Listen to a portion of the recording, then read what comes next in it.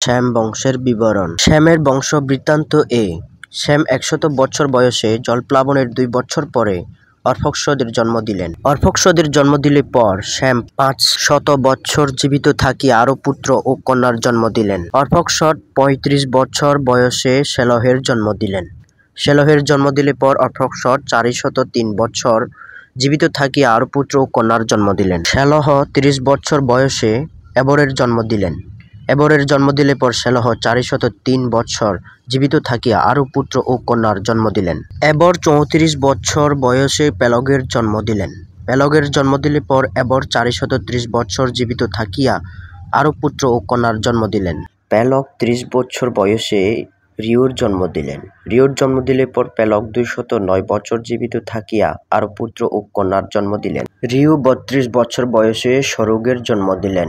সরুগের জন্ম দিলে পর রিউ 260 বছর জীবিত থাকিয়া আরও পুত্র ও কন্যার জন্ম দিলেন। সরুগ 30 বছর বয়সে নাহরের জন্ম দিলেন। নাহরের জন্ম দিলে পর সরুগ 200 বছর জীবিত থাকিয়া আরও পুত্র ও কন্যার জন্ম দিলেন। নাহর 29 বছর বয়সে তেরহের জন্ম দিলেন। তেরহের জন্ম দিলে পর নাহর 119 বছর জীবিত থাকিয়া আরও পুত্র ও কন্যার জন্ম দিলেন। তেরহ 70 বছর বয়সে অব্রাম, নাহর ও হারনের জন্ম দিলেন।